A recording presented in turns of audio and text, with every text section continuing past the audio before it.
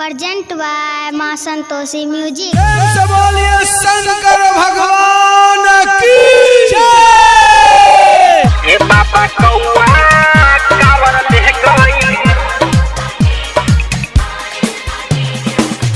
धके जाते खाली गई से। बाबा कौआ कावर ले गई धके जाते खाली गई से। सिंगिंग बाय बाबू बाबा कौआ कावर ले गई धके जल ढारी गईला से। बाबा कौआ कावर ले गई धके जल ढारी गईला से। मुँह सुख गई बड़ा दुख भई, मुँह सुख गई बड़ा दुख भई चढ़ी पर्वत गईला से। बाबा कौआ कावर ले गई धके जली ढारी गईला से। बाबा कौआ कावर ले गई धके जली ढारी गईला से। धके जली ढारी गईला से। बोलिए बाबा बैजनाथ की जय। सिंगिंग बाय बाबू बेदर्दी। बाबा घरे कैसे जाई हम खाली हो खाली हो खाली हो। यह सोची निकले मुँह से हमारा गाली हो गाली हो गाली हो। लेके बैठल ये बाबा ऊंचे डाली हो, हाँ हाँ डाली हो डाली हो।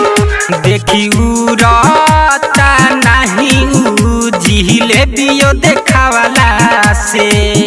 देखी उड़ता नहीं जिहिले दियो देखावला से। बाबा कौआ कांवर ले गई धके जली ढारी गईला से।